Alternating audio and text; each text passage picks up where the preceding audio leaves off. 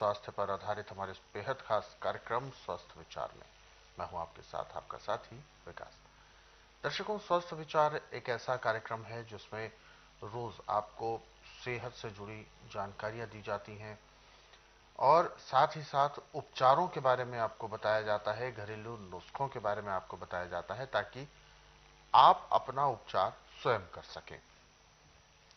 साथ ही साथ क्या कुछ आपको सावधानियां रखनी है, किस तरीके की आपकी दिनचर्या होनी चाहिए, भोजन जो आप करेंगे वो कैसा होना चाहिए, क्योंकि आज के इस दौर में अक्सर ऐसा देखा जाता है कि समय कम है और इस वजह से जो आसानी से जल्दी उपलब्धता जिसकी हो जाए उसी चीज का हम चयन करते हैं, परंतु जरूरी नहीं कि जो समय से पहले मिल जाए वो बहुत अच्छा हो हमारे शरीर के लिए। तो इन्हीं सब विषयों के बारे में चर्चा करते हैं, अलग अलग रोगों के बारे में आपको बताए जाते हैं और इसीलिए आप सभी से हम अनुरोध भी करते हैं कि जब भी आप इस कार्यक्रम को देखने बैठे तो कॉपी और पेन भी साथ में अवश्य लेकर बैठे, नुस्खे उपचारों को लिख जरूर लिया करें। तो चलिए आगे बढ़ते हैं और शुरू करते हैं आज के मुख्य विषय पर चर्चा।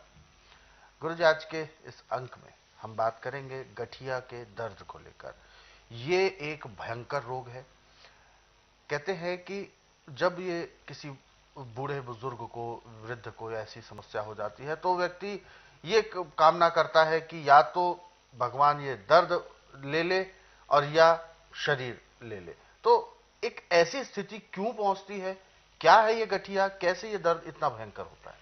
देखिए, हमारा शरीर 3 धातुओं से चलता है, वात, पित्त और कफ। जी। कफ नजला है। ये नजला जिस अंग पे जाके रुक गया वहाँ पे खून का सर्कुलेशन कम हो जाता है, वहाँ सूजन पैदा हो जाती है, वहाँ के अंग टेढ़े होने शुरू हो जाते हैं। अच्छा। और इसका इलाज पूरे संसार के अंदर किसी संस्था के पास नहीं है। जी।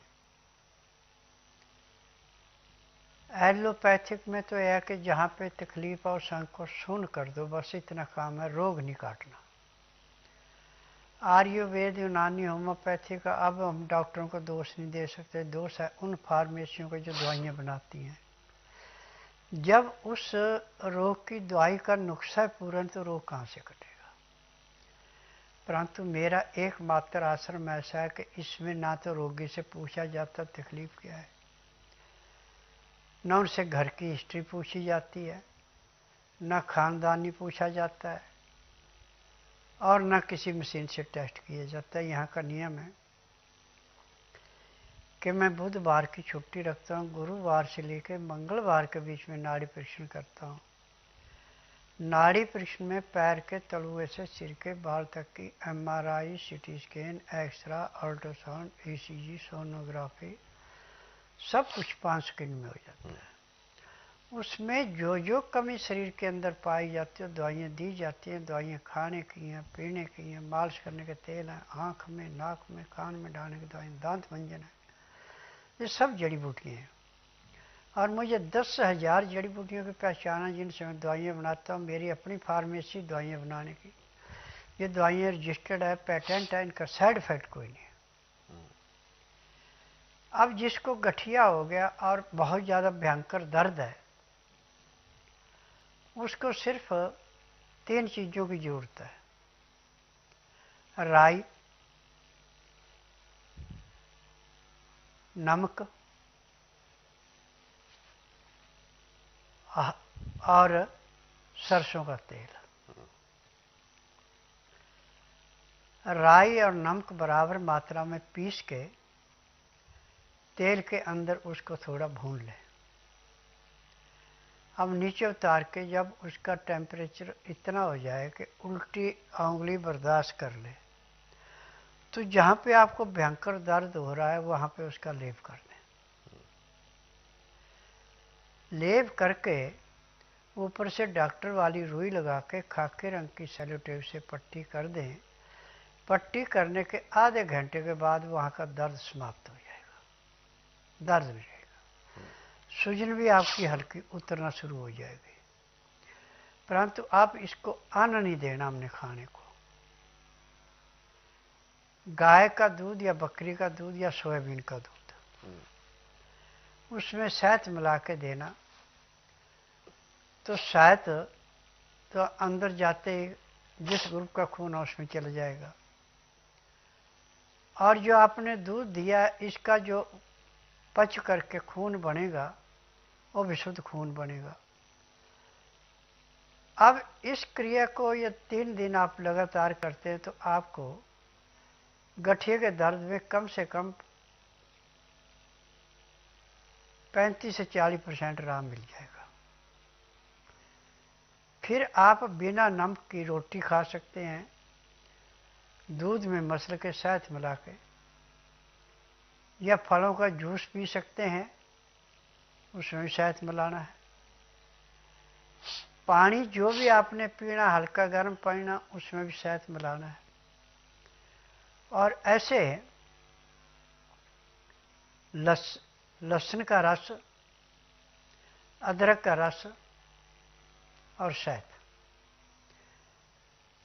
ये 1-1 चम्मच 2-2 चम्मच आप हर 2 घंटे बाद मुंह में रख के आस्ता आस्ता चूसते जाएं। परंतु रस निकाल के कांच की बोतल में रखना और ढक्कन लगा के रखना, तो इसकी महक नहीं उड़ेगी। यही महक उड़ जाए तो इसका फायदा कोई नहीं है। और ऐसे भी चाहे दूध पिए, चाहे ऐसे मुंह में रख के अदरक को थोड़ा सा तवे के ऊपर काट के गर्म करके मुंह में चूसते रहेंगे, आपको काफी आराम मिलेगा। क्योंकि नजले को समाप्त करने के लिए, वायु को निकालने के लिए अदरक एक किस्म का अमृत है। अदरक से इतना लाभ मिल जाता है। बिल्कुल। तो गुरुजी, क्या ये जो चीजें हैं, जिन जिन चीजों को आपने बताया, क्योंकि ऐसा आयुर्वेद में बहुत माना जाता है कि गर्म और ठंडा तासीर पर बहुत ज्यादा ध्यान दिया जाता है इन चीजों को।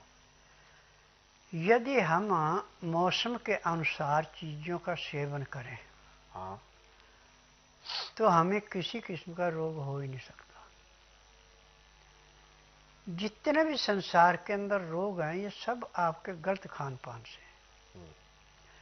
ठंडा खाना, बेटैमा खाना, खाना खाते समय पानी नहीं पीना,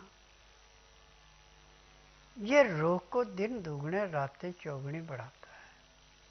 यदि खाना खाते समय 2 गिलास हम गर्म पानी, लहसुन प्याज अदरक का रस मिला के पीते हैं, तो आखिरी सांस तक कभी भी आपको किसी डॉक्टर हकीम की जरूरत नहीं पड़ेगी, न कोई रोग होगा। अच्छा, मतलब सिर्फ खान पान अगर सही कर लिया तो किसी भी तरीके की हमें दिक्कत नहीं होगी। बिल्कुल। तो दर्शकों, आप अगर इन बातों पर गौर कर रहे हैं और इन बातों को आपने अपने जीवन में उतारना है और इस बात के लिए आप दृढ़ निश्चय कर चुके हैं, तब तो ये समझें कि आपने अपने स्वस्थ होने के सभी रास्ते खोल लिए हैं।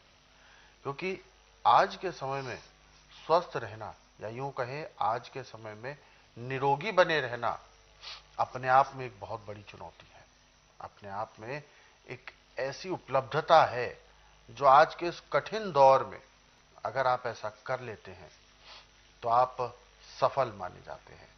क्योंकि हमारे चारों ओर, या यूं कहें कि प्रकृति भी इस समय प्रदूषित है। धूल, मिट्टी और जो बैक्टीरियाज हैं पूरे पर्यावरण में व्याप्त है। प्रदूषण है, शुद्ध पानी नहीं है, शुद्ध और भोजन नहीं है, उसमें भी केमिकल्स की मिलावट है। तो इन सभी के बावजूद भी अगर हम अपने आप को स्वस्थ बना रखे हैं तो ये समझे कि हम एक जंग लड़ रहे हैं, उसको जीतने के कगार पर हैं।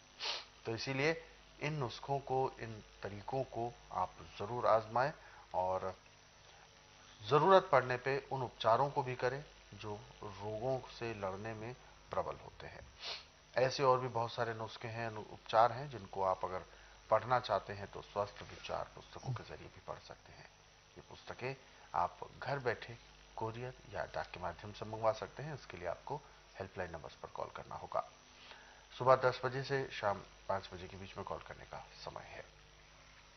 और दर्शकों, यदि आप इस कार्यक्रम में अभी जुड़ना चाहते हैं तो बिल्कुल भी देर ना करें, हमें कॉल करें या व्हाट्सएप के जरिए मैसेज भेज सकते हैं। व्हाट्सएप मैसेज में आपको लिखना है अपना नाम, उम्र, कहां से बात कर रहे हैं और पूरा सवाल। तो चलिए आगे बढ़ते हैं और अगले सवाल पर। और अगला सवाल जो हमें भेजा है, ये मैसेज हमें भेजा है, इन्होंने अपना नाम बताया है, शाहीन जी हैं। और कहते हैं जब इनके बच्चे ने जन्म लिया था, यानी बच्चे की समस्या है कोई, तभी उसके पेट की समस्या हुई थी, लीवर में प्रॉब्लम रहा था और 1 महीने का भी नहीं हुआ और जो नाभि होती है वो रिसने लगी थी। ये एक समस्या है, शायद रिसने लगी थी। तो क्या है ये? देखिए, जब बच्चा माँ के पेट में होता है तो नाभि से खुराक जाती है। अच्छा। और ध्यान किसी ने दिया नहीं, जब तक नाभि अपने आप सूखी नहीं थी, अपने आप नहीं निकली थी, या तो किससे खिंचाव पड़ा, कोई चीज़ हुई है, उससे नाभि के अंदर इन्फेक्शन है। जब इसको सुबह नहलाते हैं आप, तो नाभि पे तेल अच्छा नहीं लगता, तेल हमेशा गर्म लगाना पड़ता है और उस तेल के अंदर हल्दी डाल के लगाना पड़ता है, तब तो उसमें आराम मिलता है, नहीं तो आराम नहीं मिलता। अब इसकी माँ बच्चे को लेकर साथ आए, उसका नाड़ी परीक्षण किया जाए कि उसके पेट से बच्चे में कोई बीमारी तो नहीं आई है। बाकी जो पस आती हो तो जिस दिन मेरे पास आएगा उसके 3 दिन बाद तो पस आना बिल्कुल बंद होगी और नाभि से जो कुछ भी उसको तकलीफें वो बंद हो जाएंगी। परंतु यदि ठीक ढंग से, जैसे मैं बताऊंगा, ऐसे करेंगे तो बच्चा जितने इंच लंबा उतने किलो इसका वजन चाहिए हमें। ये नहीं है कि बच्चा की लंबाई है 10 इंच और वजन है इसका 2.5-3 किलो, तो उसमें भी परिवर्तन आएगा। बिल्कुल। तो ये जो समस्या बताई है ये आपकी ठीक होगी, लेकिन इसके लिए आपको स्वस्थ विचार आश्रम आने के लिए गुरु जी ने सलाह दी है। और हो सकता है माता जी को भी, जो यानी बच्चे की जो माँ है, उनको भी औषधियां सेवन करने को दी जाए। अगर बच्चा दूध पी रहा है माँ का, तो माँ को भी औषधियां सेवन करनी होंगी। इस बात का आप ध्यान रखें। बाकी आप अधिक जानकारी लेना चाहते हैं तो हेल्पलाइन नंबर्स पर आप दिन के समय में कॉल करें। नंबर आपके टीवी स्क्रीन पर है, इन मोबाइल नंबर को आप सेव जरूर कर लें।